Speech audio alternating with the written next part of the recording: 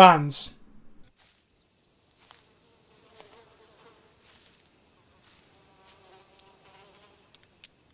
That is one big pile of shit.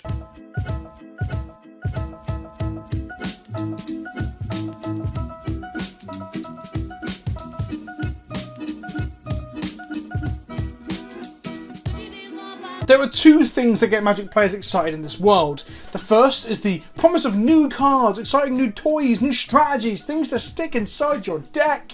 And the other is having those toys taken away from you, but the power's on high because, well, there are probably gratuitous mistakes, Oko. That's right, bans! Nothing gets Reddit and Twitter and the comment sections of YouTubers going off like bans. Well, except if you tell them not to do something in Commander. That really upsets people. Yesterday was the dates are hard. The 3rd of August. And everyone was expecting an announcement of an announcement. And it wasn't an announcement of an announcement. It was straight up gunfire. My guns. Oh. Anyway, I started blasting. Bang! Wow. Bang! Well, I don't see so good, so I missed. Then they ran away. I ran after them. Okay. Bang! In no particular order. Well, it's actually the order they put on the website. In Standard, Wilderness Reclamation was banned. Growth Spiral banned. Teferi Time Raveler banned. Cauldron Familiar banned. Pioneer, Inverter of Truth banned. Kethis the Hidden Hand banned. Walking Ballista banned. Underworld Breach banned. In Historic, Wilderness Reclamation banned. Teferi Time Raveler banned. And in Brawl, Teferi Time Raveler, well, banned again.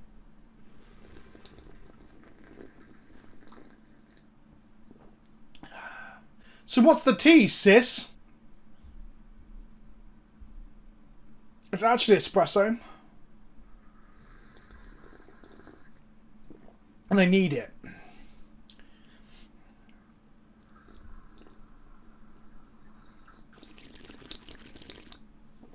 Oh, fuck, I need it.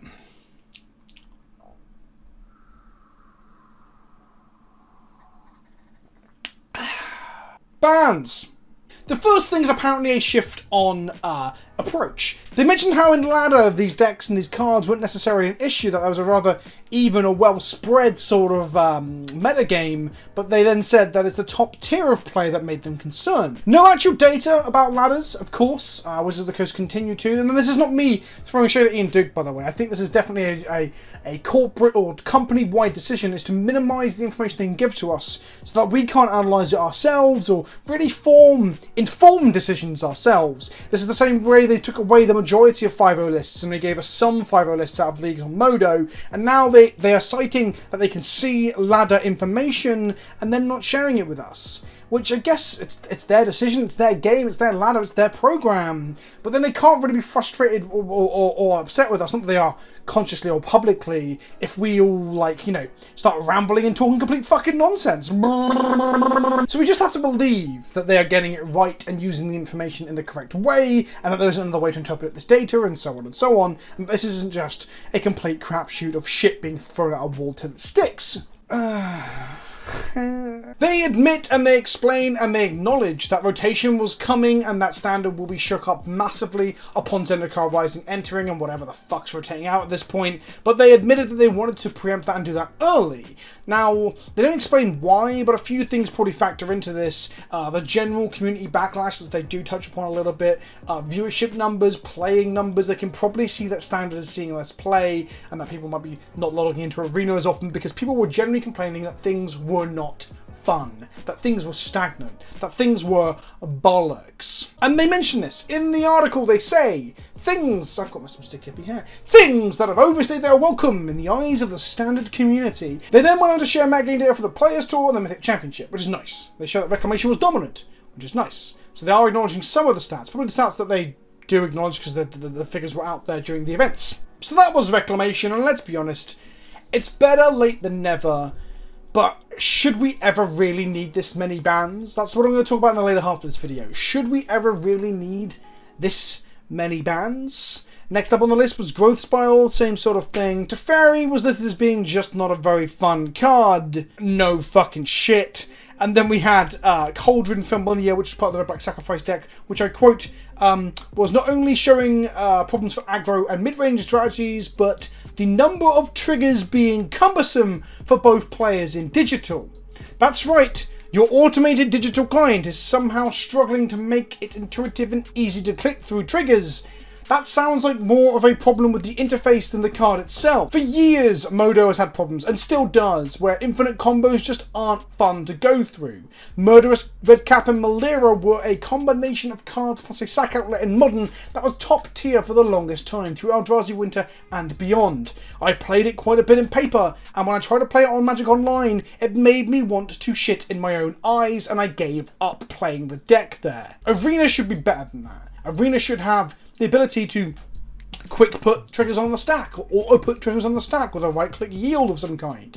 I know there is also awkwardness of here of how many times you want to loop it and all that sort of stuff, I get that, but on the whole, Arena could be smoother.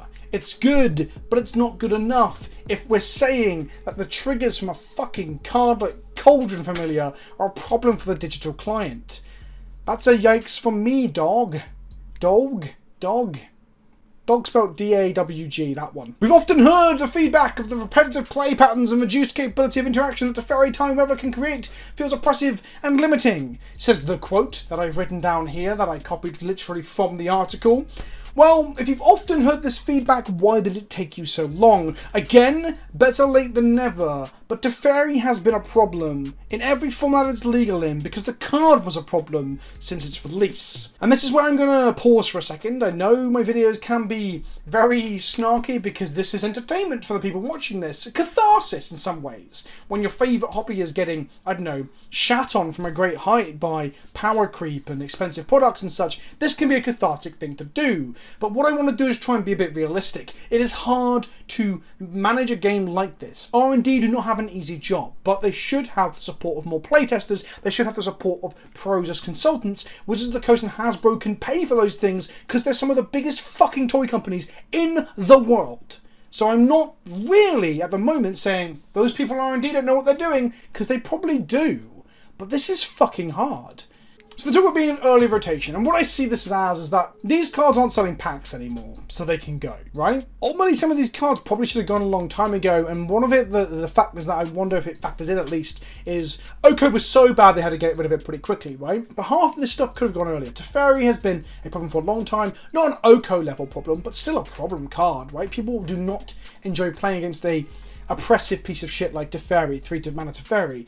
So could they have got rid of it earlier? I guess they could have done, but it was still selling packs. It was still pushing the bottom line of the game. And then we come to Pioneer, which again they say, much community discussion, which reads, people were genuinely concerned and frustrated for a long time, and we're now listening. Again, this is better late than never, but the fact that Inverter of Truth lasted this long is crazy.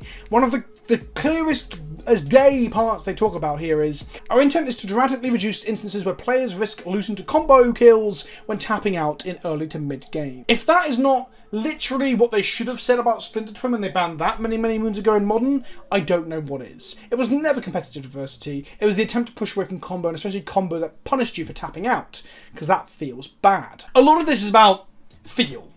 They said that they're moving towards looking at the top-end players, but maybe that's because top-end players are being watched. I don't know if that's necessarily true. A lot of this seems to be about feel, about making games more fun and making people, you know, play Arena or play in tournaments, which they may not have been doing because of some of this fucking shit. So I think moving Pioneer away from combo is a good thing. For those that don't know, Inverter has gone for that reason. Walking Ballista has gone for that reason, with the plan of taking away Heliod's combo piece in case that became dominant. Kethis, the Hidden Hand, they even said it wasn't dominant now, but it could be with these gone. And Underworld Breach gets rid of the Twitter Storm variant in Pioneer. They did talk of how they could have removed Thassa's Oracle as the problem card for Inverter and some versions of the Underworld Breach deck, but they said that Inverter could still win through Jace, so they wanted to lessen its share. I think they push it out of the metagame, they said, by getting rid of Inverter, which in truth just nukes the deck from high orbit.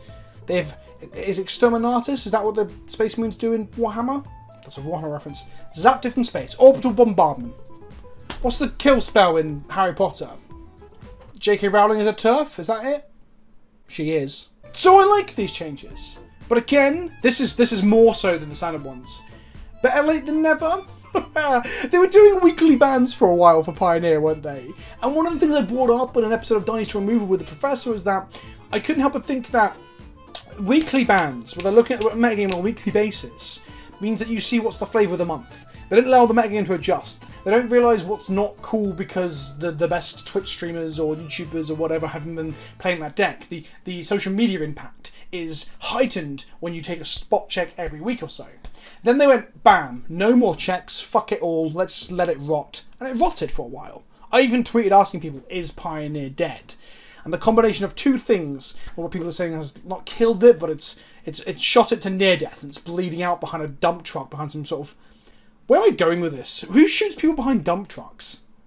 It's behind the shed. Behind the shed, it was smoking a cigarette at school, and the teacher came out with an AK-47. I don't know where I'm going with this. It's not dead, but it's on life support. The two things that caused that were the lack of paper support, because there is no paper magic right now, because we're in the middle of a global health pandemic.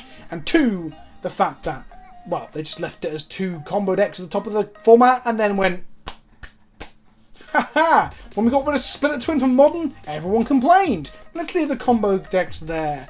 And maybe there's merit to that sort of anecdotal joke that they were criticised heavily and still to this day criticised about the twin bannings in Modern, how many of fucking years ago it was, that they can never really win because Magic players complain too much, including content creators like myself. Maybe there's merit to that. Maybe a lot of this stuff, similar to the weekly bannings I said about Pioneer, is fueled by feedback or discussion within the community, and some of that stuff is just hyperbole. But I guess perception is reality. Someone said, God, who said that? I hope it wasn't someone... Oh God, I might have just quoted someone who's a fucking dick, hadn't I?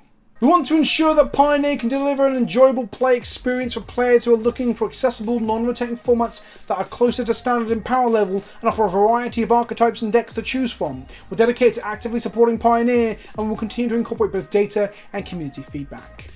That's basically a very long-winded way of saying Pioneer is the eternal format for the rest of you, because we won't reprint fetch lands because we don't want to upset collectors. Thanks, Wizards. And then Historic, they got rid of Wilderness Reclamation and Teferi for probably very similar reasons, because the cards are fucking nonsense. And then Teferi got banned in Brawl as well. He's doing an OCO, getting banned from almost every format in existence. Apparently he was in 10%, appearing in 10% of games. Bear in mind, that's not decks, but games. So that 10% can be a bit misleading then. It's more 5%. So I guess even then, we can see that when they give us the actual figures that they know from behind the scenes of the arena, we can start to really read into them. Either way, even 5%. Let's say, 5% of games he was showing up in. That's quite a lot. Mistakes were made in both Modern Horizons and Waterspark, so I'm glad for them to try and correct those mistakes by banning stuff. And I guess that brings me to the final point, is there too many fucking bans? This is like perhaps the most bans in one day ever, and we now have one of the biggest, if not the biggest, standard ban list. In standard, as of the time of recording, let's hope I don't ban anything before I put this out. Agent of Treachery, Cauldron of Familiar, Field of the Dead, Fard's Invention, Growth Spiral, Oko, Once Upon a Time, Teferi, Veil of Summer, Wilderness Reclamation. That is 10 cards banned. Back in March 2005, it was Arcbound, Ravager, Disciple of the Vault, Darksteel, Citadel, Ancient Day, and Gratefulness, Synod, Tree of Tales, and Vault of Whispers. That's 8. Ugh. And I think it might be tied with old standard. Like back in 99, we had Dreamhorse, Earthcraft, Fluctuator, Los Pedal, Earthcraft, Los Pedal, Recurring Nightmare, Time Spiral, Memory Jar. That was the mid band. I believe there may have been others. Tyrant Academy might have been in there, and 2 others that I'm struggling to think of. Time Spiral was in there. Windfall, maybe? I'm sure there was more bans. So we're either tied or 1 short or 1 over the most cards banned in standard ever. Now, there is this discussion going on about there's a lot of games being played digitally and shit, but let's be real, how often do they errata to fix cards in other digital formats, things like Hearthstone and Legends of Runeterra? It happens, but do 10 cards get fixed each season? I guess they can rebalance cards between patches and stuff, so maybe more cards get adjusted.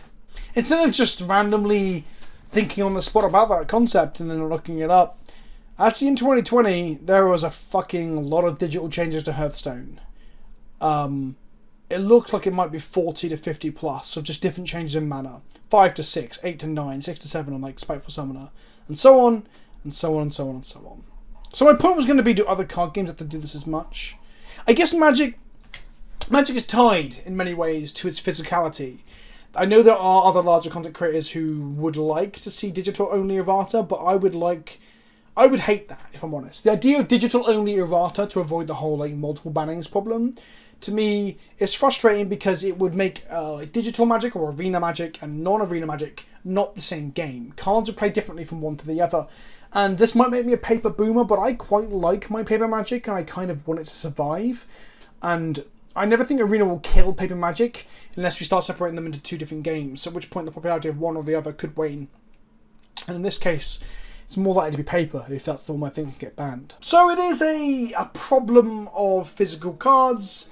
It's a problem that other card games don't have because they can digitally errata and change cards within patches. So maybe we have to live in this situation when we live in a world where the internet, social media, and like, you know, people playing digital games, people playing Arena and Modo like all the time, allows people to break formats much, much quicker.